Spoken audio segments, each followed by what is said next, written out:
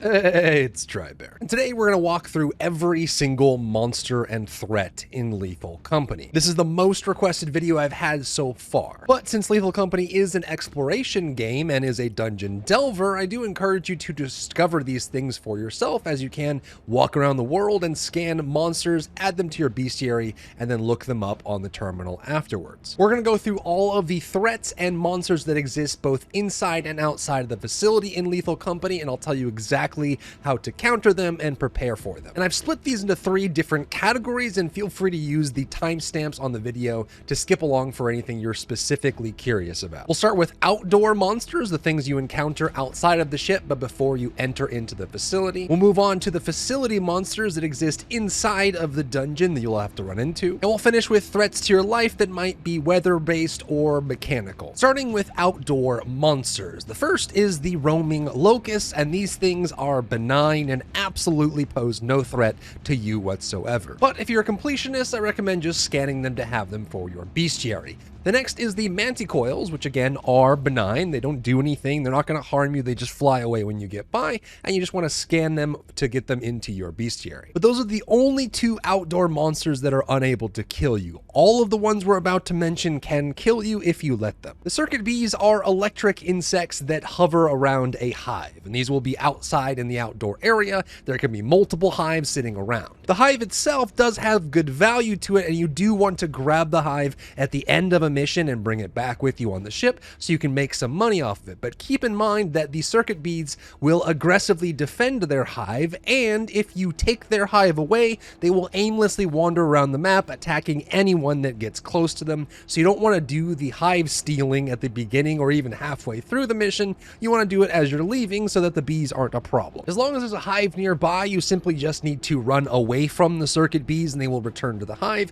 If there is no hive nearby, try to save your stamina for when they're right up on top of you to get that distance away from them. And you can also enter into the ship and shut the door so they don't follow you in, as they will go in the ship if the door is open. Next is the Baboon Hawk, which by itself, if you just see one of these jumping around, they're pretty shy and kind of meek. They will never attack a target when they are alone. If you attack them, they will fight back, but unless you provoke them, they'll just kind of hop back and forth and look at you. They take about 5 or 6 hits with a shovel, a signpost of some kind to take out, so most of the time you can box them and try and deal with them one-on-one, but the problem comes when there's multiple Baboon Hawks. They gain a gang mentality that when they're in a group, they gain a lot of confidence, and they will start zerging people down and beating them to death if there's more than one Baboon Hawk around. Generally, you can ignore Baboon Hawks if they're by themselves, and if there's multiple, try to stick together so that the numbers try to scare them away, and if you have to fight for your life as hard as you can, because you can box them. The Earth Leviathan is a smaller problem than he seems at first. When you first start playing the game, he will just kill you out of the blue and seems like there is no counterplay to him,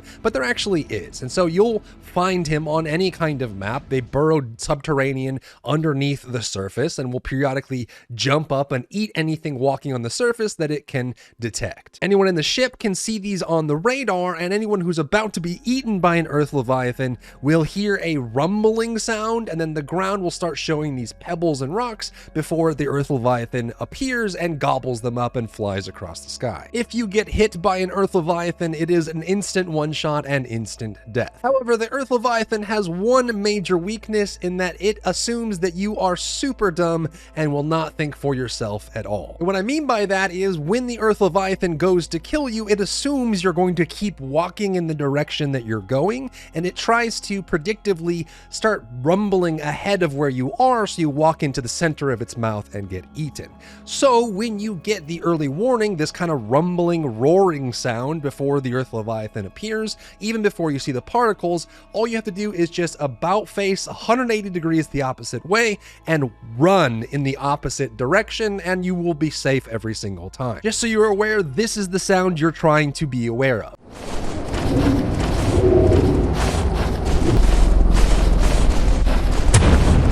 The next outdoor monster is the Eyeless Dog, and they are actually pretty surprisingly easy to deal with as long as you're careful. As their name would suggest, they have no eyes. They're an eyeless dog, which means they are completely and utterly blind. They can't see anything. They're just a mouth and have ears, and that is it. And so if you make no noise, they can't find you. They have no way to detect you. They don't even have smell.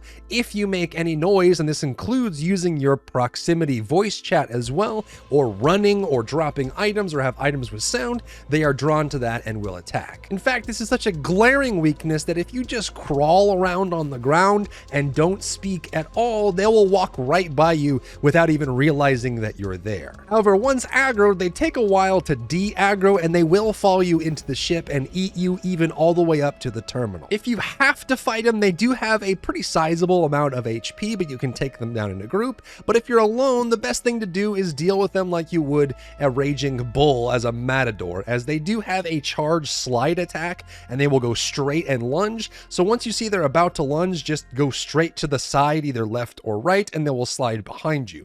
You can also use any kind of obstacle like a tree or a stump or a rock for them to have to work around, and then use that for that when they slide, you can bash them or make a run for it. But the Eyeless Dog is best avoided in general, so just try not to make any noise if you know they might be around. And the last outdoor monster is the apex predator of the outdoors, the forest giant or the forest keeper. And these are 2 to 3 story tall giants with massive arms and legs that thump around in the night looking for something to eat. And unlike the previous things we've mentioned, they don't really have a glaring weakness. They are just awesome at killing you and finding you. So the question is, how do you counter the forest giants and how do you deal with them? The first thing is that they are too big to fit in some areas. And so you want to use either being inside of the ship or inside of any structures that might be on the map, or being under overhangs or in small little crevices that they can't possibly reach, so that when they come for you, they can't reach inside, and they won't actually try to reach inside to get you. They will try only grab you if they're actually able to path all the way to you.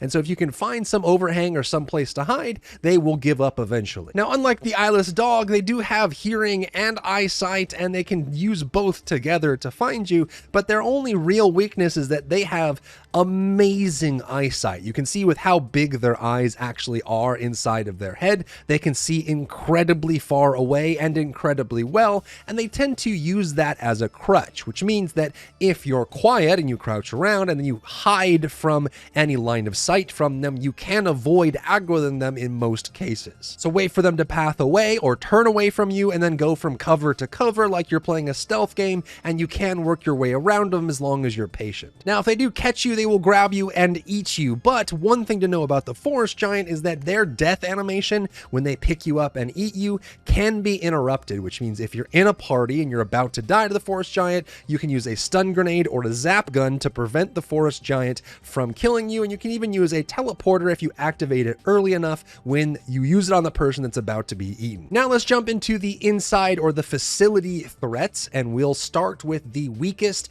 the less threatening, and then go all the way up to the most threatening in the same order. Starting with the Hygrodere, which is just a giant slime. They move very slow, and their claim to fame is that they're just simply inconvenient.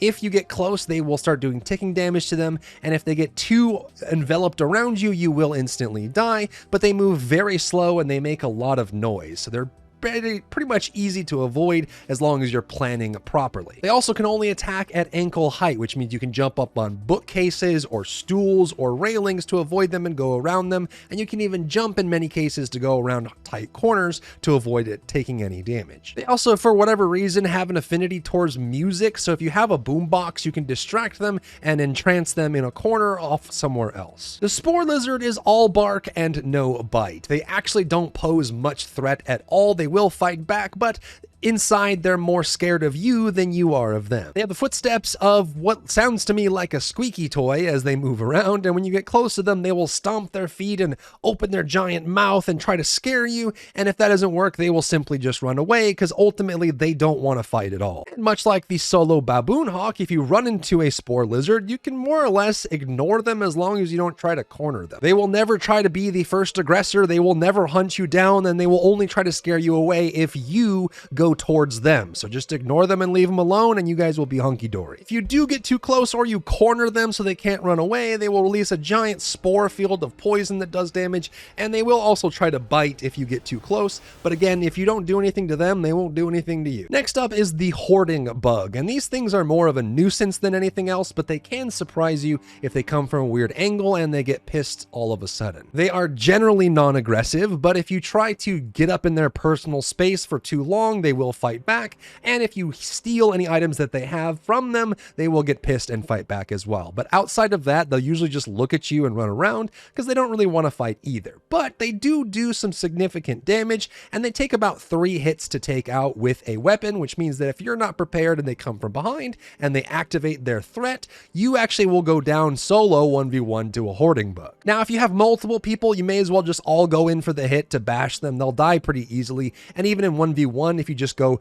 trading blows with a Hoarding Bug and you have full HP, you're going to win that fight. They're not all that tough. But similar to the Spore Lizard, you can more or less ignore them. Just make sure that you don't leave any items around that they can steal and run away with, and don't take anything from them, wait for them to drop it, and also don't get up in their personal space because that might piss them off. Next is the Snare Flea, and this one is deceptively dangerous. Not only can the Snare Flea exist in multiple numbers, even in one room, but they also can come down on you, knock down all your items, remove your inventory, and start dealing damage to you, and if you're all alone, it can be tough to deal with. However, like the Hoarding Bug, if you go toe-to-toe with them, they don't have that much HP, and even a single hit will cause them to run away. Snare Fleas are ambush predators, which means they wait for you to come to them, and they wait on the ceiling. So you just want to get in the habit of looking up when you go into a new room, especially on walkways and catwalks where it's a thin area where they can be, and make sure that when you walk near them, you don't let them fall on you. If a teammate gets face hugged by a Snare Flea, a single bop with a weapon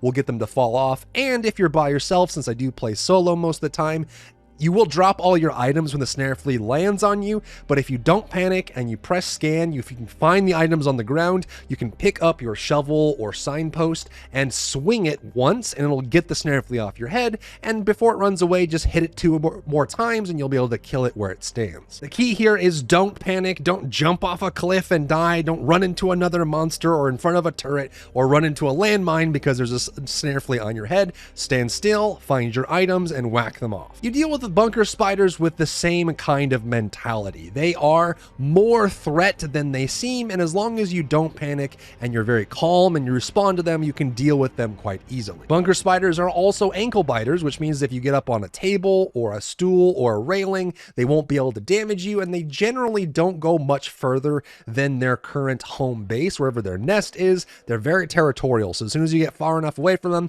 they'll turn around and go back to where their nest was. But like the Snare Fleas, they are ambush predators, which means they'll end up on the ceiling or on the walls. You might not see it. You walk in, they land on you, and they start biting you, and they do a lot of damage. They also have a ton of HP. They take about 5 hits to take down with a shovel, and so you want to be either in a group or get on top of a railing and bash down on top of them to take them out. They will leave their silk all over their place, their webs. If you step in them, it will realize you're nearby and start running towards where you're standing, and it also slows you, but these webs can be destroyed with a shovel or a signpost, so just go ahead and smash them out of your way. Next up is the Thumpers, and the big thing about the Thumpers is that they are incredibly fast. They take about 3 or 4 hits to kill with a shovel or signpost, and they run insanely quick in a straight direction. So their weakness is being able to get up on a table or a railing, as they are ankle biters as well, but also turning. Anything with a tight turn radius, going upstairs, around corners, or across ledges can really help. But keep in mind, they can jump gaps, so there's a gap that you're jumping across. They will jump across it no problem, and they'll come at you at lightning speed. Your best bet with the Thumpers is to be in a group and all start meleeing at once, or if you're by yourself, get up on a railing or something up high and then wait for them to come for you, and then start bashing them with the shovel to take them out before they flee. They're also pretty sound sensitive as well, so if you have a radar beacon or a boombox or a toy, you can lure them away from where you're trying to go. Because they are so quick, if you know a Thumper is nearby, it's best to just dispatch them, just so you don't have to worry about them coming flying at you from around the corner, as they are incredibly fast. And that's where the facility list stops being manageable. From here on out, the last 4 enemies for the facility are very difficult to deal with and will kill you if you do not step very carefully. Firstly, with the Bracken Bracken or the Flower Man. Make no mistake that you are slower and weaker than the Bracken. It will be able to outman you, outrun you in every possible case. The only reason you don't die the second you see the Bracken is because he likes to play a little game with you. See, the Bracken really wants to snap your neck and drag your body away into a corner, leaving a blood trail behind. But since you're so fleshy and weak, it's no fun for him if he just runs up and does it. He wants to actually do it in a fun way. And that is, he wants to sneak up from behind and grab you and break your neck without you noticing. And he's really good at it too. If he's behind you, he can make almost no noise at all, which means you have no idea he's approaching from behind until it's too late. But if you turn and spot him, he will back off and try again because the jig is up. So if you know a Bracken is nearby, or you're worried one might be nearby, you want to keep your head on a swivel and look around as often as you can so that you can cross eyes with him to make him back away from you before he starts his approach. And that's really all you want to do. Just look at his eyes until you see him backing away and then immediately look away from him, because if you decide to corner him, like push him into a corner, he'll get pissed and kill you. Or if you stare at him too long, the jig is up, the game's not fun anymore, and he'll just run over and kill you. You get a warning for this. He'll start grumbling and growling if you start pissing him off. So if you're cornering him or if you're staring at him too long, you'll hear this grumbling sound. Just when you hear that, just look away and walk away. Just don't try to piss him off any more than you already have. And then for the rest of the exploration, just make sure you're constantly turning around, looking in every direction, making sure he's not behind you. He can drop in from above. He can sneak in from the shadows. He will always find ways to get behind you in ways you didn't think were possible, and completely silently to boot. Next up is the Ghost Girl, or the girl in the red dress. This is a malevolent spirit that when she gets too close to you, she will break your neck just like the Bracken. However, she always picks a favorite. So this is one of the rarest monsters in the game, but when they do appear, they will haunt one person in the party. If you're solo, it's always you, but if you're in a group, it'll pick one of the people and haunt them. And you can only see the Ghost Girl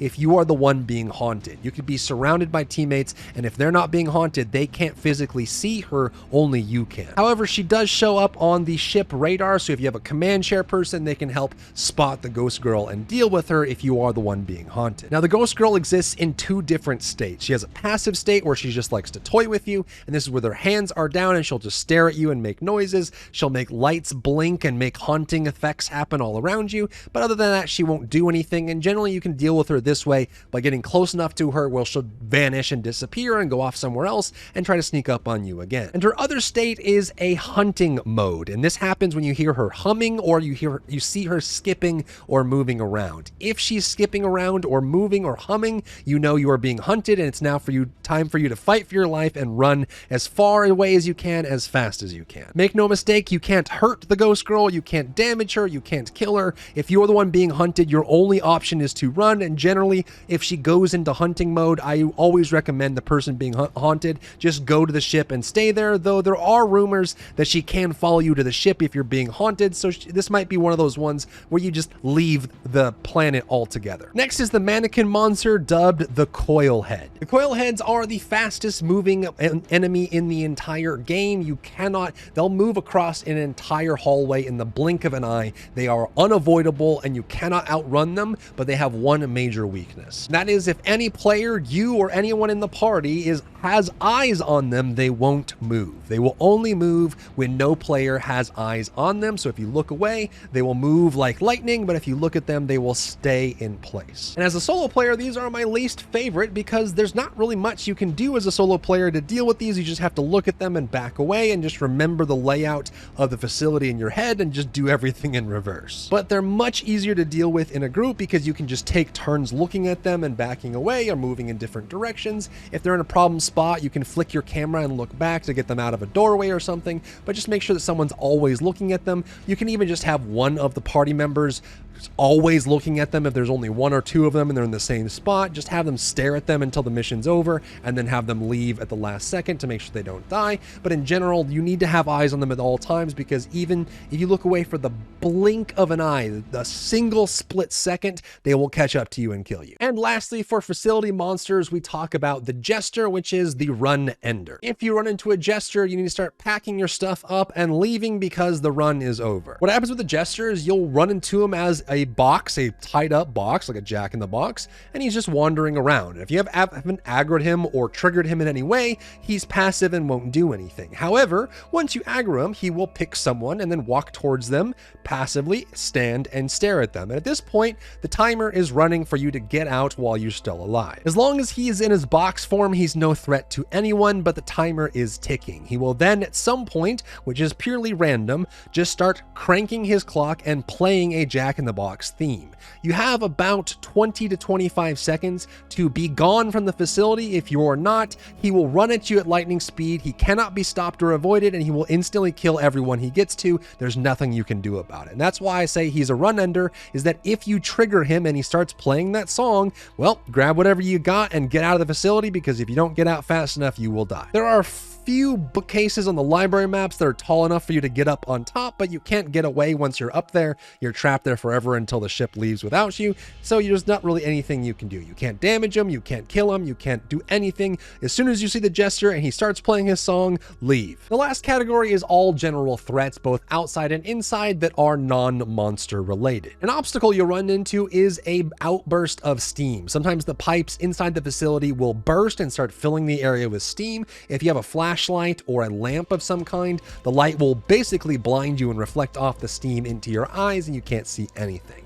All you have to do is find the source of the sound, the valve that's spewing the steam, go up to it and turn it off. The steam by itself is not a threat. However, if you walk into a turret or a landmine, or you look away from a Bracken while you're trying to turn the steam off, or you look away from a Coil-Head while you're trying to turn the steam off, you will instantly die. And so that's why the steam is more of an obstacle, but it's something that you need to know how to fix, because when it's spilling out, you have to deal with it. Next are landmines, and luckily these are not proximity mines, these are true landmines, which means you have to physically touch them to trigger them, but you can walk around them, you can get almost right up next to them. As long as you don't physically touch them, they won't explode. They beep periodically, and they can be triggered by the terminal command chair person. As long as they know what moniker is labeling the landmine, they can trigger it remotely and get it out of your way. But generally, you just want to stay away from these and make sure no one touches them. Next are the turrets, and they are a big problem if you don't have a command chair person dealing with them. These will just spin in a circle patrolling an area.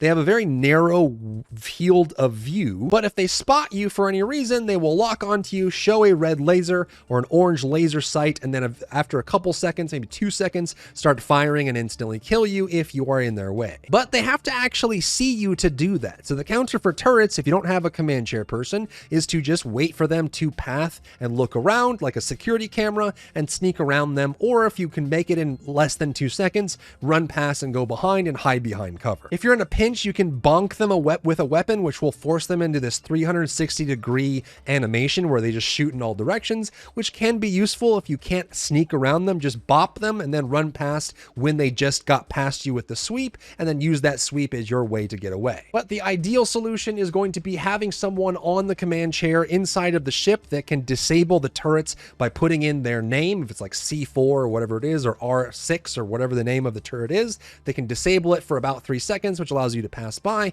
and then if it turns around again, they can disable it again and keep doing that infinitely. Without a person in the ship doing that, there's not too many options when it comes to turrets. Moving on to external threats, fall damage is a very big one. There's plenty of areas, especially when you have a foggy map or a snowy map, like the final 3 maps that you have to pay to go to that have snow everywhere. You can fall down a ditch and die, or take too much fall damage and die, or even on places like Assurance that you have to get up on top to fall down on, you can fall. So just be very careful when you're moving across pits or high areas. Keep in mind that you can slowly nudge your way down collision like you're some kind of Skyrim horse if you really have to. Next is a thunderstorm. When a moon is on the stormy weather condition, if you're holding any kind of metal object, it will start to generate static, and eventually after a couple seconds, lightning will strike that item. If you're near the item or holding the item, you will instantly die. Luckily for you and me, this is on a set timer. It'll strike with lightning and wait a couple seconds, then start building up static, which takes a couple seconds, then strike with lightning again. And so if you have to, in a stormy situation, pick up your metal items, move a couple feet, put them back down, step away, let lightning strike it, pick them them up, move them a couple feet, put them back down, and you can take them this way or just generally avoid stormy maps. And if you have to, you can either do this slow method or just only bring items that aren't metallic that won't conduct any charge. Next is the flooded condition, which actually doesn't sound like a threat at first, but it can be quite dangerous if you don't plan around it. Flooded maps start with low levels of water, and as the day goes later and later, the water will rise from the rains, and water is incredibly dangerous for any delver. Because when you're walking through water, you're constantly draining stamina, which means you can't sprint, and you also are very dense. You'll fall to the bottom of water, and if you're in the water for too long, you will drown. So generally, when you're on a flooded map, if you have to use a flooded map, then I just make sure that I'm back to the ship with enough headway, with enough time to get there. Pretend like you're going to the airport and it's going to take a while, because it might take you a long time to get back to the ship. Some heavy items might have to be dropped because you're taking so long, and in many cases you might actually be unable to reach your ship because it's all underwater and you'll drown if you go for it. Be aware of the rickety bridge on some of the maps. It's on one map right now, but if you go across it too many times, or if you have too much weight on you when you go across it, it can collapse and kill you if you're in the center of it. If you're on the edges, just kind of ride the edge of the crevice down to the bottom without taking fall damage, but generally I try to avoid this bridge because after a couple uses it will fall apart. And lastly is quicksand or sludge pits. These exist randomly on some maps, and they also exist periodically on rainy conditions as well. So if you're on a map that's rainy, you might randomly see these sludge pits or quicksand pits appear, and they're quite dangerous because if you fall into them, they start sucking you down to the bottom, and if you don't get out after a few seconds, you will instantly die. They have a slightly darker coloration on the ground separate from other types of ground, and generally if you step in them, just turn around 180 degrees and walk the other way and get out before they take you. And that's it. That's every threat and monster in Lethal Company as is in the game right now at the making of this video. Let me know which one you think is the most scary out of all of them and what we should cover next. If you found value in today's video, leave a like down below, leave a comment for the algorithm to help this video get seen by more people, and don't forget to check out my other channels for other content and other stuff and other things.